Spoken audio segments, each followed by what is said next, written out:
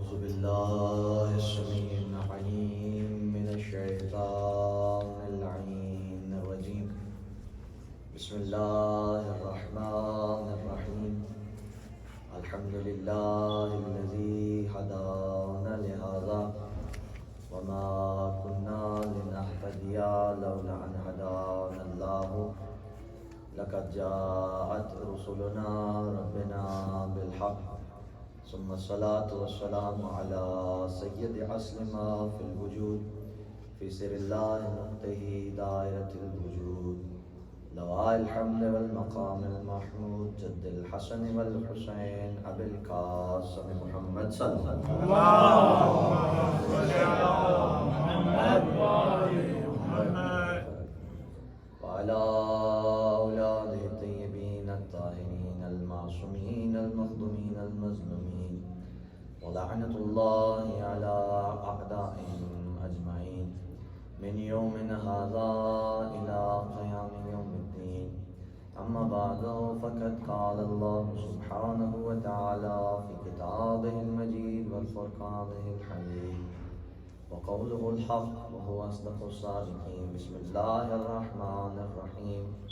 ولقد كرمنا بني آدم وحملناهم في البر والبحر ورزقناهم من الطيبات وفضلناهم على كثير ممن خلقنا تفضيلا. صدق اللهم صل على محمد.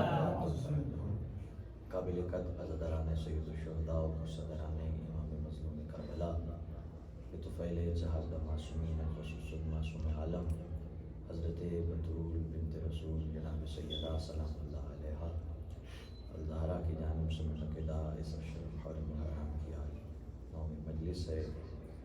انسان اور ایمان کے عنوان سے ہماری گفتگو جاری تھی. میں نے آپ کے سامنے سورہ بنی اسرائیل سورہ اسراء کی آیت نمبر 70 کو تلاوت کیا، جس میں خالق کائنات انتہائی وضاحت اور صراحت کے ساتھ اس انسان کو اس کی عزت کی طرف آگاہ کر رہا ہے. عزیزوں، روز میں آپ کو جو ہے انسان کی اہمیت، انسان کی عزت، انسان کی تکریم جو اللہ تعالیٰ نے انسان کو فضیلتیں اور سہولتیں عطا کی، اس کی طرف سے متوجہ کرنے کی کوشش کرتا رہا ہوں. اس آیت کے اسلوب سے آپ کسی حد تک واقف ہو چکے ہوں گے کہ اس آیت کا اسلوب خالق نے کچھ اس طرح انتخاب کیا کہ سب سے پہلے خلقت انسان پر گفتگو کی، اس کے بعد انسان کے فضائل پر کہ جو اس کو عزت دی اس کے اوپر گفتگو کی، اور جب انسان کو عزت سمجھائی گئی تو اس کے بعد جو ہے اہمیت امام کے اوپر زور دیا گیا. اس طریقے سے ہمیں یہ بات بتائی گئی کہ یہ جو تمہیں عزتیں، یہ جو تمہیں سہولتیں، یہ جو تمہیں مراتب دیے گئے، تمہیں مغرور بنانے کے لیے نہیں دیے گئے بلکہ در امام تک پہنچانے کے لیے دیے گئے. اگر ہم اس آیت کو دیکھیں، اس آیت کے اسلوب کو دیکھیں، تو اس آیت کے ذریعے سے ہمیں معرفت امام کی طرف جو اللہ نے ہمیں دلائل دیے ہیں وہاں تک ہم پہنچ جاتے ہیں.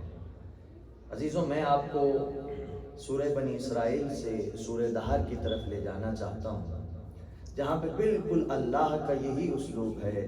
یہاں پہ امامت کی بات کی، خلقت کی بات کی، عزت کی بات کی، وہاں بھی اللہ تعالیٰ نے یہی انداز انتخاب کیا. ارشاد ہوا بسم اللہ الرحمن الرحیم. هل اتى علی الانسان حین من الدہر لم یکن شیئا مذکورا، کہ اس انسان کے اوپر ایک وقت ایسا بھی گزرا ہے کہ جب یہ لم یکن کے مرحلے میں تھا. توجہ کیجیے گا، ایک وقت اس انسان کے اوپر ایسا بھی رہا ہے کہ جب یہ لم یکن کے مرحلے میں تھا، یعنی یہ کوئی قابل ذکر شے ہی نہیں تھا. اتنا بس تھا کہ قابل ذکر ہی نہیں تھا. دیکھیں، انسان کو انسان کی اصلیت بتائی جا رہی ہے کہ اس انسان کے اوپر ایک ایسا وقت بھی تھا کہ جب یہ لم یکن کے مرحلے میں تھا، کوئی شے ہی نہیں تھا، اتنا بس تھا کہ یہ قابل ذکر ہی نہیں تھا. پھر اللہ نے اس انسان کو عزت دی، اللہ نے اس انسان کو مراتب دیے. فرمایا انا خلقنا الانسان من نطفۃ امشاج نبتلی فجعلناہ سمیعا بصیرا. فرمایا پھر اللہ نے اس انسان کو عزت بخشی، اللہ نے اس انسان کو خلق کیا نطفے کے ذریعے سے.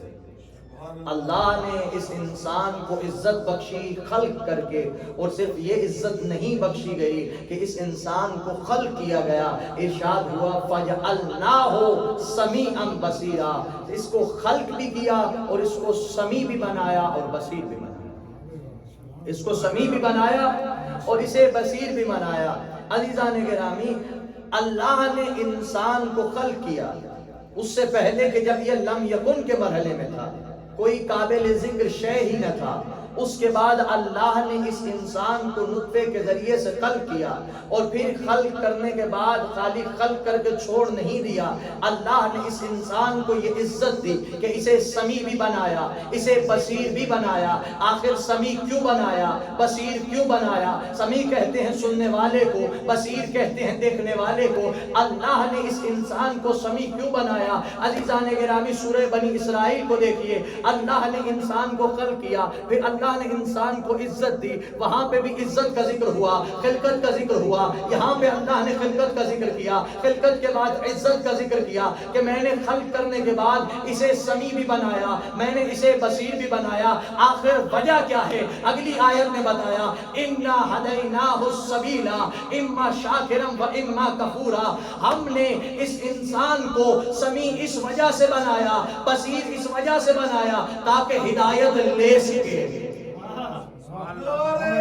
تکبیر، اللہ اکبر، محمد و آل محمد صلی اللہ علیہ وسلم.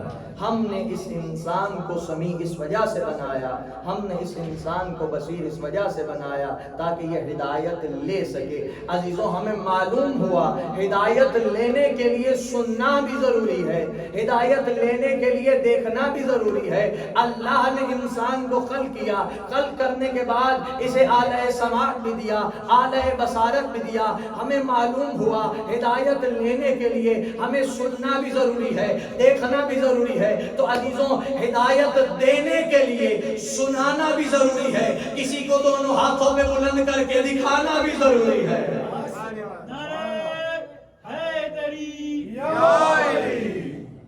اور محمد والے محمد صلی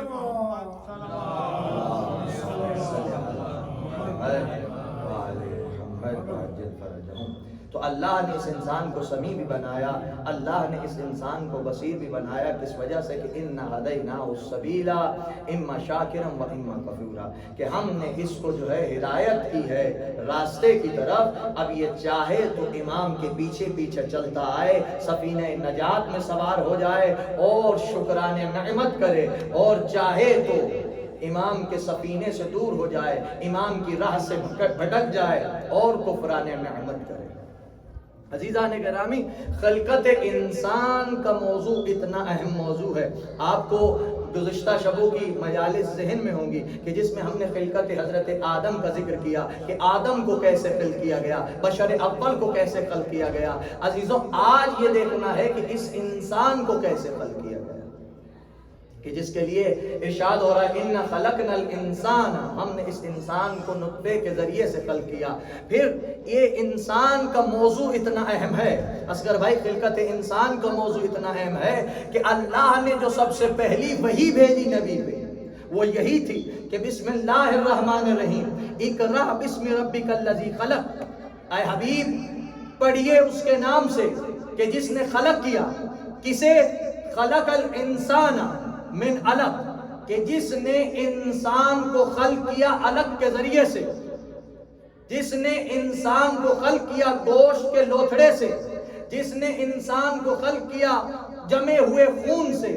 عزیزان گرامی، اللہ نے سب سے پہلی وحی یہی کی تمام مکاتب فکر اس بات پر متفق ہیں کہ جو رسول خدا پر سب سے پہلی وحی کی آیات آئی وہ سورہ علق کی یہی پہلی 5 آیات تھی. صلوات پڑھیے پر محمد و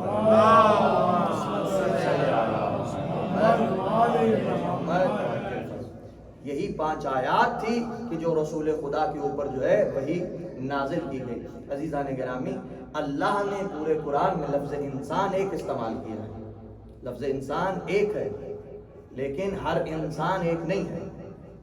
ہدایت لینے والا انسان اور ہے، ہدایت دینے والا انسان اور ہے، لیکن قرآن میں دونوں کے لیے مبشر بھائی، دونوں کے لیے اللہ نے لفظ انسان ایک ہی استعمال کیا. فرمایا ایک انسان کے لیے کہ اِنَّا خَلَقْنَا الْإِنسَانَ مِن نُطْفَةٍ أَمْشَاجٍ نَبْتَلِيهِ، ہم نے اس انسان کو نطفے کے ذریعے سے خلق کیا. پھر ایک انسان کے لیے کہا کہ خلق الانسان من علق، ہم نے اس انسان کو علق کے ذریعے سے خلق کیا. ہم نے اس انسان کو نطفے کے ذریعے سے خلق کیا. ہم نے اس انسان کو گوشت کے لوتھڑے کے ذریعے سے خلق کیا. پھر کہا والعصر ان الانسان لفی خسر، کہا زمانے کی قسم بے شک انسان خسارے میں ہے. ایک طرف اللہ انسان کا اس طرح سے تعارف کروا رہا ہے، پھر ایک انسان کا کچھ اس طرح سے تعارف کرایا، لقد خلقنا الانسان فی احسن تقویم، ہم نے ایک انسان کو احسن تقویم پر خلق کیا. پھر ارشاد ہوا بسم اللہ الرحمن الرحیم، الرحمن علم القرآن خلق الانسان علمہ البیان. ہم نے رحمان نے انسان کو خلق کرنے سے پہلے کیا کیا؟ علم القرآن، کہ اسے قرآن کی تعلیم دی گئی. خلق الانسان، اور پھر انسان کو خلق کیا گیا، اور جب خلق کیا گیا اس کے بعد علمہ البیان، آتے ہی بیان ہے. عزیزو توجہ کیجئے گا، سب سے پہلے اللہ نے قرآن کی تعلیم دی، پھر انسان کو خلق کیا، خلق کرنے کے بعد آتے ہی بیان ہے. تو عزیزوں کائنات میں ایسا انسان تو فقط ایک ہے جس نے آتے ہی قرآن کی تلاوت کی ہے.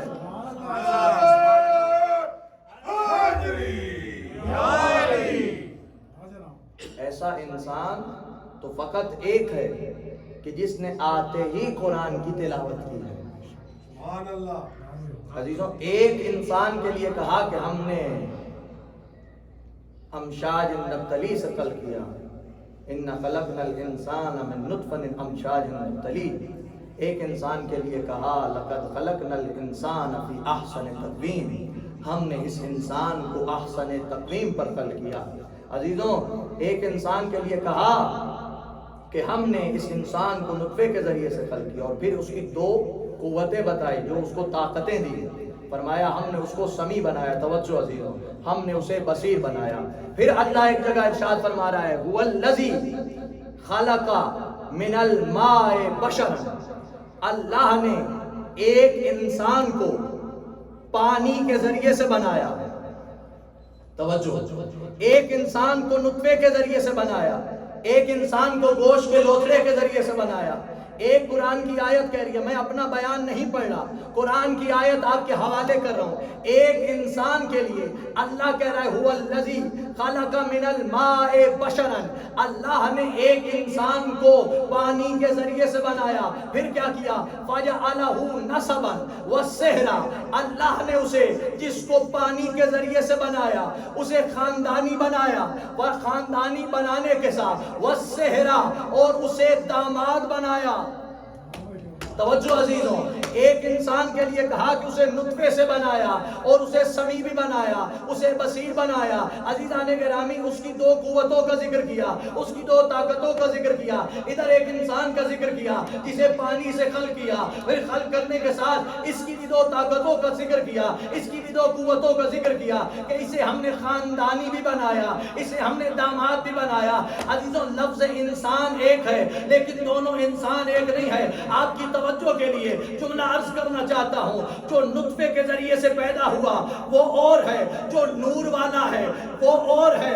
عزیزان گرامی جس کا قدم تخت پہ آیا وہ اور ہے، جس کا قدم مہر نبوت پہ آیا وہ اور ہے، جس نے انگوٹھی دی اور آیت اللہ کی آ گئی وہ اور ہے، جس نے انگوٹھی دے کے اپنی نمازیں گوائی وہ اور ہے. عزیزان گرامی توجہ فرمائیے گا، جس نے روٹی دے کے سورہ نازل کروا لیا وہ اور ہے، اور جو مسکینوں کے یتیموں کے منہ سے نوالے کھینچ کے کھاتے رہے وہ اور ہے. عزیزان گرامی جو جب مال غنیمت نبی دے اور مال غنیمت لینے کے بعد گھر پہنچنے سے پہلے اپنا سارا مال یتیموں اور مسکینوں میں دے کے خالی ہاتھ گھر آئے وہ اور ہے. اور جو لوگ جنگ کے میدان میں مردہ کافروں کے لاشے سے دشمن کے لاشے سے لباس نوچ کے چلے جائیں وہ اور ہیں.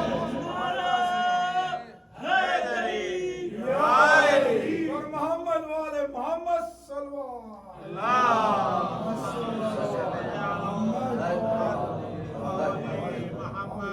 جو دشمن کے لاشے سے لباس نوچ کے چلے جائیں وہ اور ہیں. جو سورج کو اپنے اشارے سے چلائیں وہ اور ہیں. جو سورج کے اشارے پہ چلیں وہ اور ہیں. جو ستارے کے چکرانے کے چکر میں آ جائیں وہ اور ہیں. اور جو ستارے کو اپنے گھر کا کمی بنا کے اتروا لیں وہ اور ہیں. عزیزان گرامی اب دیکھوں گا کتنی توجہ آپ کی میرے سامنے ہے. جو ستارے کو کمی بنا کے اپنے دروازے پہ اتروا لیں وہ اور ہیں. جو لاپتہ ہوں وہ اور ہیں. جو لاپتہ ہوں وہ اور ہیں.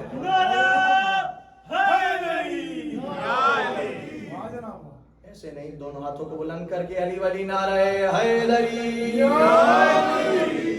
محمد و آل محمد صلی اللہ علیہ وسلم. عزیزان گرامی انسان کا لفظ ایک استعمال کیا لیکن دونوں انسان ایک نہیں ہے. ایک انسان کو اللہ نے جو امام ہے اپنے نور سے خلق کیا. اول ما خلق اللہ نوری، سب سے پہلے ہمارے نور کو خلق کیا گیا. انا و علی من نور واحد، میں اور علی ایک نور سے ہیں. امام کو اپنے نور سے خلق کیا. اس انسان کو نطفے کے ذریعے سے خلق کیا. عزیزان گرامی اللہ نے امام کو اپنے نور سے خلق کیا. دونوں لفظوں کے دونوں کے لیے ایک لفظ استعمال کیا لیکن دونوں کا مقام برابر نہیں ہے. جیسے یہ قرآن ہم پڑھتے ہیں، قرآن کاغذ پہ لکھا ہوا ہے لیکن قرآن کاغذ کا نہیں ہے. قرآن نور ہے. کتنی معصومین کی حدیثیں ہیں کہ قبر میں قرآن نور کی شکل میں آئے گا، جنت میں قرآن نور کی شکل میں آئے گا. جب ہمیں ضرورت ہوگی تو قرآن کہے گا کہ میں تمہارے لیے شافی بن کے آیا ہوں، تمہارے لیے شفاعت کرنے والے آیا ہوں. تو عزیزو قرآن کاغذ کا نہیں ہے، قرآن نور ہے. اور اس کو کاغذ کے اوپر کس وجہ سے لکھا گیا، کس وجہ سے کاغذ کی شکل میں آیا؟ اس وجہ سے تاکہ تلاوت کرنے میں آسانی ہو، تاکہ پڑھنے میں آسانی ہو. اسی وجہ سے امام کو پیکر بشر میں بھیجا گیا تاکہ ہدایت لینے میں آسانی ہو. صلوات پڑھیے بر محمد صلی اللہ.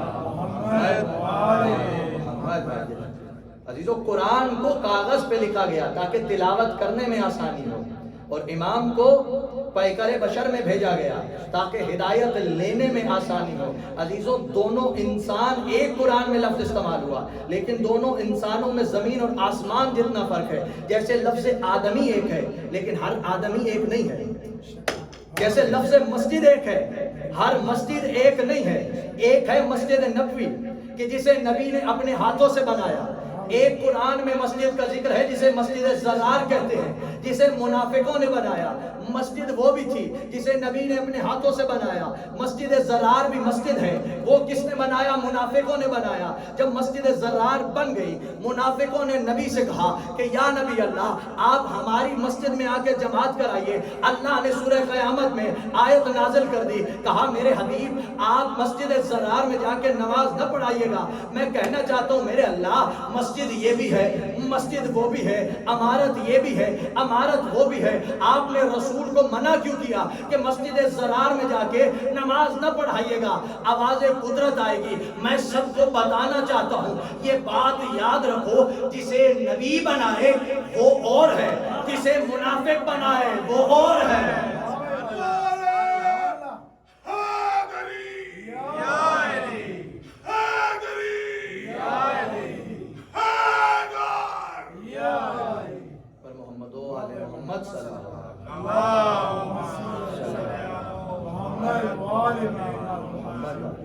جسے منافق بنائے وہ اور ہے، جسے مومن بنائے وہ اور ہے.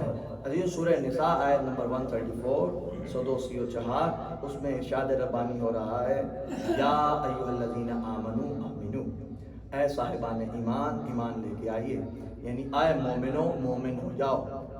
یہاں پہ کوئی نماز پڑھ رہا ہو اور ساتھ میں اس کو کہا جائے کہ کبھی نماز بھی پڑھ لیا کرو تو وہ کیا کہے گا کہ شاہ جی نماز ہی تو پڑھ رہا ہوں اور کیا کر رہا ہوں.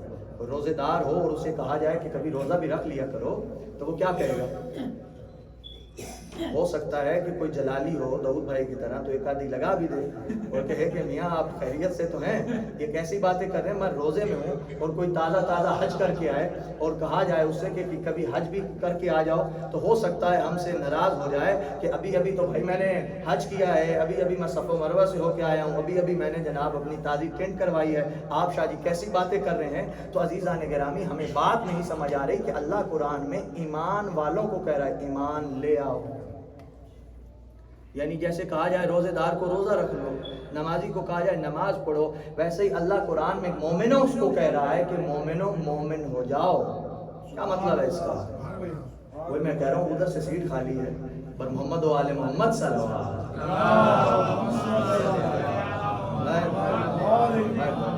اللہ کہہ رہا ہے مومنوں مومن ہو جاؤ. بات نہیں سمجھ آ رہی, ہم نے تفسیر کا سہارا لیا, علماء کا سہارا لیا کہ معصومین سے پوچھیں کہ آخر یہ مطلب کیا ہے کہ مومنوں مومن بن جاؤ. کبھی مومنوں سے بھی کہا جاتا ہے مومن بن جاؤ. معصومین نے بتایا, تفسیر کے ذریعے ہمیں معلوم ہوا. علماء لکھتے ہیں کہ یہ جو کہا گیا ہے نا مومنوں مومن ہو جاؤ, ایمان والوں ایمان لے کے آؤ, در حقیقت ان سے کہا گیا ہے جو مخلص نہیں تھے دین کے ساتھ, جو منافق تھے, انہیں کہا گیا ہے کہ تم دل سے ایمان لے کے آؤ, دل سے ایمان لے کے آؤ.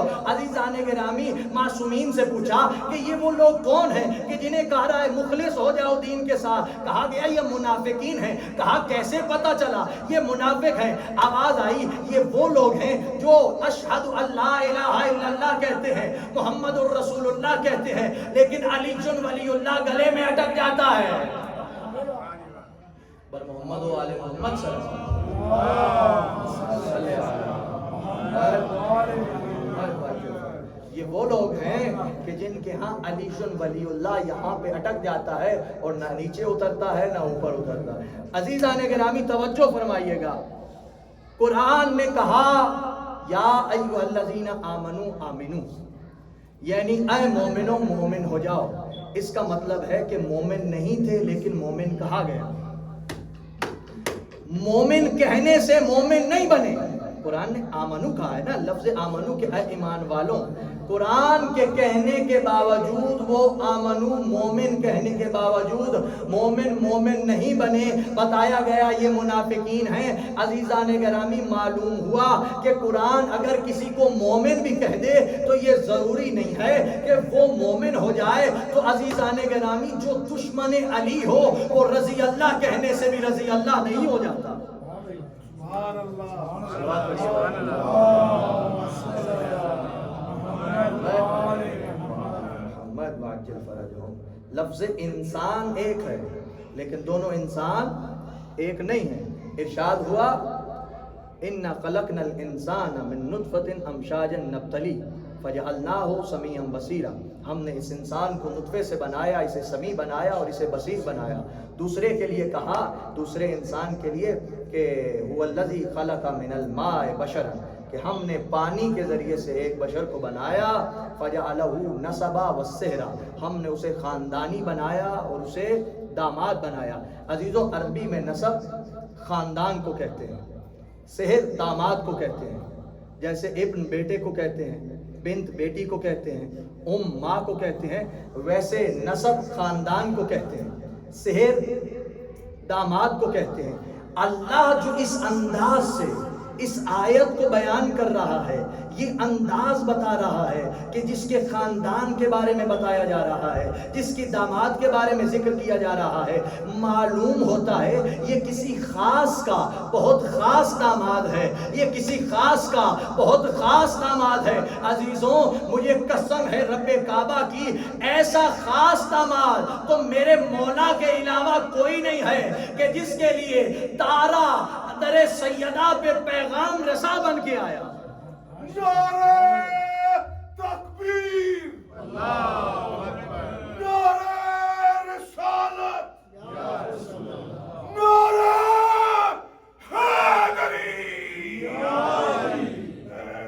محمد و آل محمد صلی اللہ علیہ وسلم. کہ پیغام رسا بن کے تارا در سیدہ پہ آیا. معلوم ہوا یہ کسی خاص کا، بہت خاص کا خاص داماد ہے.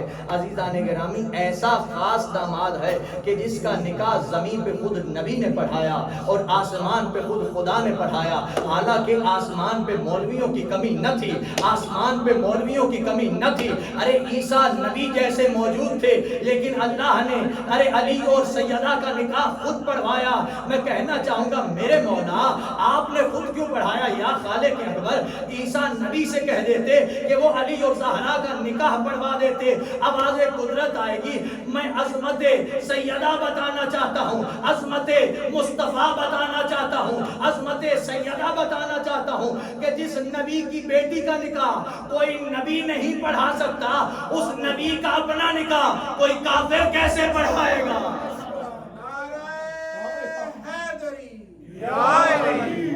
محمد والے محمد بلند تر صلوات. اللهم صل على محمد وعلى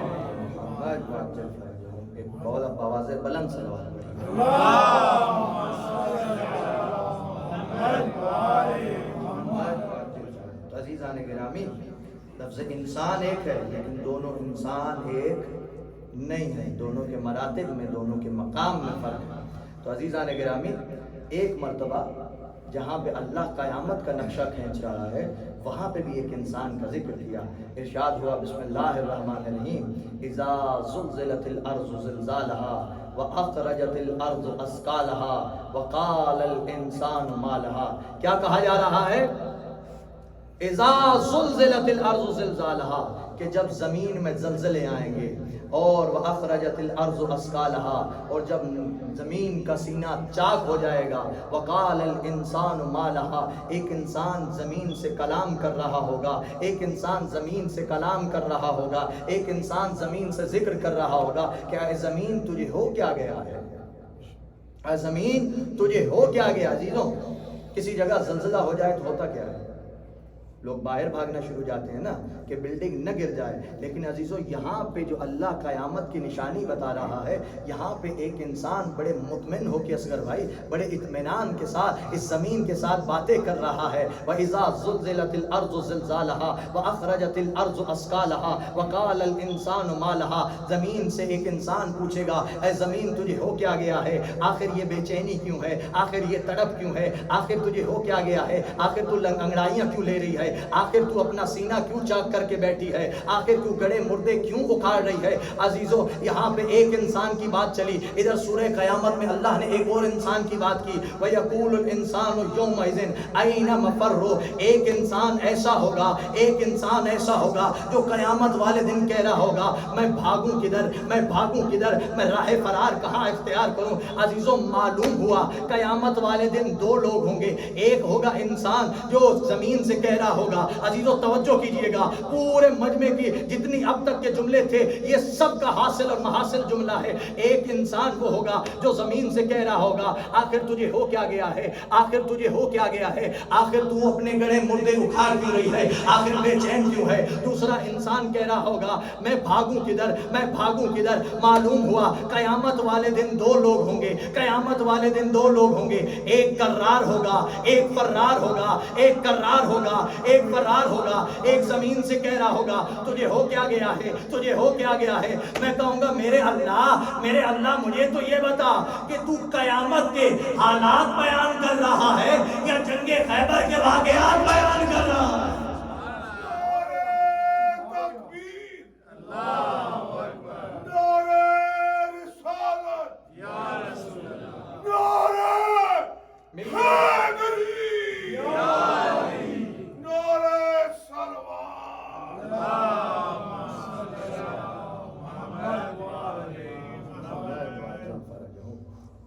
عزیزان گرامی ایک انسان کہے گا کہ میں بھاگوں کدھر، یہاں پہ تو کوئی پہاڑ بھی نہیں نظر آ رہا، میں کدھر جاؤں، میں کدھر راہ فرار اختیار کروں. ایک انسان زمین سے کہہ رہا ہوگا زمین تجھے ہو کیا گیا ہے. صلوات پڑھیے بار دیگر.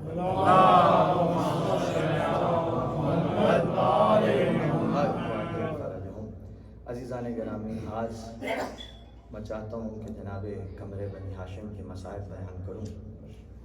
میں ادھر سامنے ٹائم دیکھ رہا ہوں، دل چاہ رہا تھا کہ میں 2-4 جملے فضائل کی اور پڑھوں، لیکن آج نہیں چاہتا ہوں کہ وقت زیادہ ہو جائے اور پھر میں مصائب نہ پڑھ سکوں، کیونکہ آج اس کے مصائب پڑھنے ہیں کہ جس کے سہارے پہ امام حسین کے کاروان کی ساری بیویاں آئی ہیں، جن کا نام قمر بنی ہاشم ہے۔ عزیزوں، قمر بنی ہاشم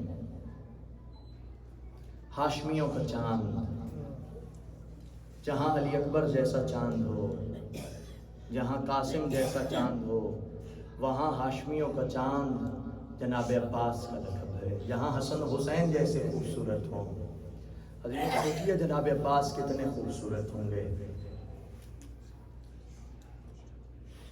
آج 9 محرم کی رات ہو گئی ہے، بس 2 دن کا مہمان ہے آقا امام حسین۔ ہر مجلس کو آخری مجلس سمجھ کر سننا چاہیے، زندگی کا بھروسہ نہیں ہے، میری آپ کی آخری ہو سکتی ہے۔ خداوند کریم ہم سب کو ہر لمحہ ذکر آل محمد کے ساتھ گزارنے کی توفیق دے۔ خداوند کریم ہمیں سالہ سال امام حسین کا ذکر سننے اور منانے کی توفیق عطا فرمائے۔ لیکن عزیزان گرامی، محمد و آل محمد کے غم میں ایسے بیٹھنا چاہیے کہ جیسے کوئی غریب آئے۔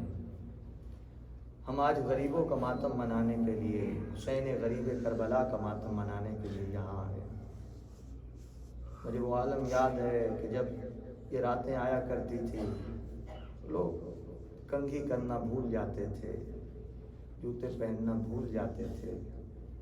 عزیزان گرامی، کوشش یہ کریے کہ جب بھی ذکر آل محمد میں آئیں تو ہمارا عالم یہ ہونا چاہیے کہ ہمارے ذہن میں فقط امام حسین کی غربت اور پیاس ہو۔ عزیزوں، جب جناب بشیر یثرب میں آئے اور انہوں نے خبر دی کہ مولا امام حسین کو شہید کر دیا گیا ہے، امام حسین شہید ہو گئے ہیں، تو یہ آواز جناب ام البنین کے کانوں پہ گئی۔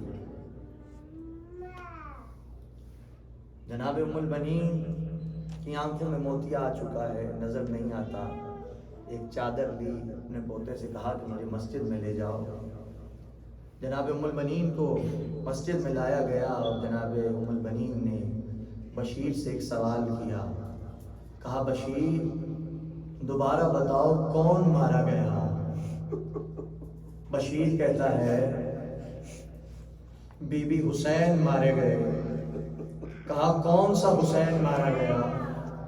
کہا زہرا کا لال حسین مارا گیا، رسول کا نواسا حسین مارا گیا۔ کہا بشیر میں کیسے مان لوں کہ جس کے ساتھ عباس جیسا شجاع ہو وہ حسین مارا گیا؟ کہا بی بی آپ کو سننے میں غلطی ہوئی ہے، پہلے عباس مارے گئے، پھر آگے حسین شہید ہوئے۔ کہا بشیر میں کیسے مان لوں، علی کا شجاع بیٹا دشمن سے لڑ نہ سکا۔ کہا بی بی عباس نے بڑی اچھی جنگ لڑی، لیکن عباس کے سر میں گرز لگا تھا۔ جب یہ سنا نا، اب جناب ام البنین کی آنکھوں میں آنسو آئے اور کہا بشیر شاید تو عباس کو نہیں جانتا، میں عباس کی ماں ہوں۔ عباس اپنی 2 انگلیوں سے گرز کو زمین پہ گرا دیتا تھا، میں کیسے مان لوں عباس کو گرز لگ گیا؟ کہا بی بی جب عباس کو گرز لگا تو عباس کے دونوں بازو کٹ چکے تھے۔ عزیزوں، اب یہ جملہ سننا تھا، جناب ام البنین کی ہائے نکلی، کہا واہ عباسا، واہ عباسا۔ اجرکم اللہ، اجرکم سیدہ، اجرکم سیدہ۔ عزیزوں، ایک عالم آیا 10ویں محرم کو، سرکار عباس آئے مولا حسین کے پاس اور آگے کہا مولا مجھے جنگ کی اجازت دیجیے۔ کہا عباس تو میری فوج کا سالار ہے، عباس میں تجھے کیسے اجازت دوں؟ عزیزوں جب تیسری چوتھی مرتبہ یہ بات کرنے کے لیے آقا آئے نا، کہا مولا مجھے جنگ کی اجازت دے دیجئے۔ اب مولا حسین نے کہا عباس تو میری فوج کا سردار ہے، تو میری فوج کا جرنیل ہے۔ ایک مرتبہ دائنے اور بائنے عباس نے دیکھا اور کہا مولا میری وہ فوج کہاں ہے؟ اس کا سپہ سالار عباس ہے، نہ علی اکبر، نہ قاسم، نہ محمد۔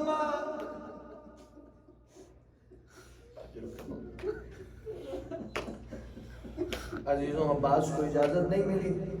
عباس آئے، دیکھا بچے مشکیزیں اٹھا کے جدھر عباس جاتے ہیں ادھر پیچھے پیچھے ہیں۔ سارے بچوں جانتے تھے نا عباس سب سے زیادہ شجاع ہے، سب سے زیادہ بہادر ہے، اگر ہمیں کوئی پانی پلا سکتا ہے تو وہ جناب عباس ہے۔ جب بچوں کا یہ عالم دیکھا، ایک مرتبہ جناب سکینہ آگے بڑھی جناب عباس کے اور کہا چچا میرا بھیا علی اصغر بڑا پیاسا ہے، 2 بوند کے پانی مل جاتے کسی طریقے سے۔ ایک مرتبہ جناب عباس نے کہا سکینہ اپنے بابا سے اجازت تم لے لو، علی اصغر کے لیے پانی میں لے کے آتا ہوں۔ عزیزوں جناب سکینہ چلی مولا حسین کی طرح۔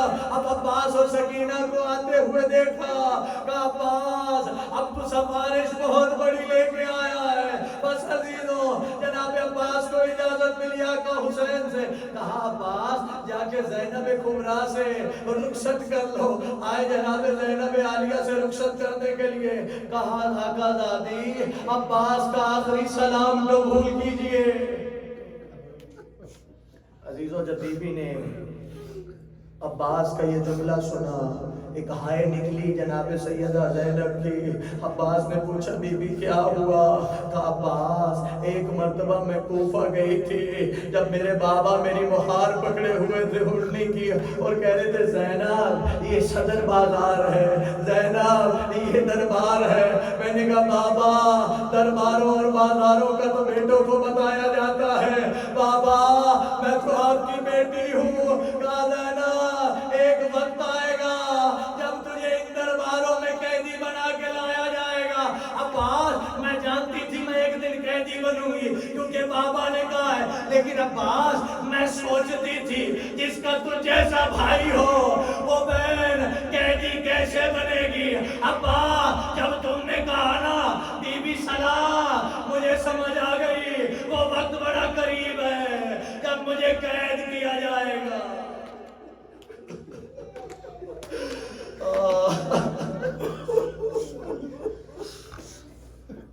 عباس وہ وقت بڑا قریب ہے۔ عزیزوں جو جوان جاتا تھا اس کے نام سے بیویاں مشاعر پڑھتی کہتی واہ اکبرا واہ قاسمہ واہ اونا، لیکن جب جناب عباس جانے لگے سب بیویوں نے کہا واہ غربتا واہ حجابا واہ حجابا۔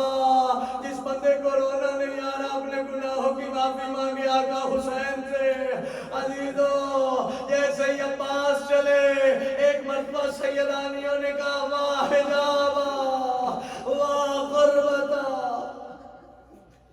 جو جناب عباس گھوڑے پہ سوار ہوئے مشکیزہ لیا اور جناب عباس نے حملہ کیا، سپاہ بھاگی، جناب عباس فرات کے قریب پہنچے، جناب عباس نے فرات پہ قدم رکھا۔ ایک مرتبہ کسی پوری سپاہ کو دیکھ کے کہا تم تو کہتے تھے نا کہ تمہارا قبضہ ہے، اب آؤ کوئی مجھ سے یہ چھین کے دکھاؤ۔ عزیزو جناب عباس نے ایک مرتبہ مشکیزے کو پر کیا اور جیسے ہی مشکیزہ پر کرنے لگے عباس کے ہاتھ جو ہے نا وہ پانی سے تر ہو گئے، پانی سے گلے ہو گئے۔ ایک مرتبہ خدا کی طرف دیکھ کے کہا میرے اللہ مجھے معاف کرنا۔ عباس کے ہاتھ تر ہو گئے، سکینہ کا گلا خشک ہے، علی اصغر کا گلا خشک ہے۔ واہ تیری وفا کو سلام آقا عباس، آئے آقا عباس آپ کی وفا کو سلام۔ عزیزو جناب عباس نے مشکیزہ پر کیا، آئے گھوڑے پہ سوار ہوئے آقا عباس۔ ایک مرتبہ شمر لعین نے کہا عباس پانی خیموں میں نہ لے جانے پائے۔ میں نے ایک روایت بہت سالوں پہلے پڑھی تھی کہ جناب عباس نے کہا عمر مجھے بس یہ پانی سکینہ تک پہنچانے دے، میں تجھ سے وعدہ کرتا ہوں میں خود واپس آ جاؤں گا، میں جنگ نہیں کروں گا، بے شک مجھے قتل کر دینا، لیکن بس مجھے یہ پانی سکینہ تک پہنچانے دو۔ یہ لعین کہتا ہے اتنے تیر انداز ہیں عباس پہ حملہ کرے۔ عزیزوں اب تیروں کی بارش آقا عباس پہ ہوئی، آقا عباس نے وہ رستہ انتخاب کیا کہ جہاں سے شاید کچھ تیروں کی بچت ہو جائے۔ عزیزوں جناب عباس آگے بڑھے، ایک لعین نے چھپ کے وار کیا، جناب عباس کا دائنہ بازو قلم ہوا، عباس کا علم لڑکھڑایا۔ سکینہ نے یہ منظر دیکھا، کاسا زمین پر گرا، جلدی سے بچوں سے کہا بچوں دعا کرو میرے چچا کو خیر ہو، میں وعدہ کرتی ہوں اگر چچا پانی لائے علی اصغر سے پہلے تمہیں پانی دوں گی، علی اصغر سے پہلے تمہیں پانی۔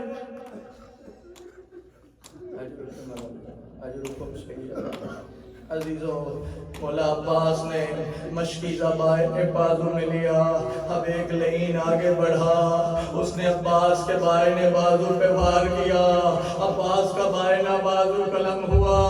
عزیزوں آقا عباس نے مشکیزے کو اپنے دندان میں لیا اور گھوڑے سے کہہ رہے تھے کسی طرح سکینہ تک پانی پہنچ جائے، کسی طرح یہ خیمہ تک پانی پہنچ جائے۔ عزیزوں ایک لعین نے تیر مارا، یہ تیر مشکیزے میں لگا، اب پانی گرنا شروع ہوا۔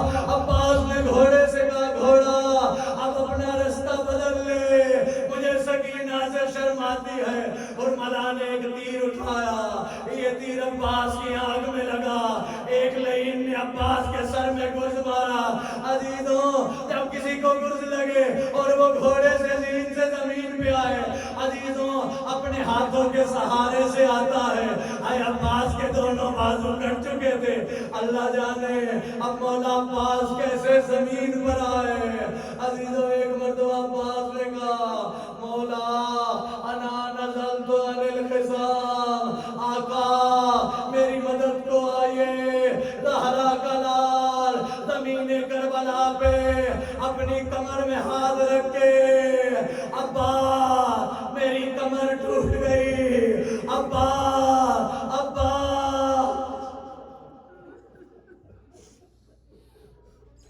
الا لعنت اللہ علی القوم الظالمین سیعلم الذین ظلموا أی منقلب ینقلبون۔ فاطمہ حسین یا عباس یا عباس۔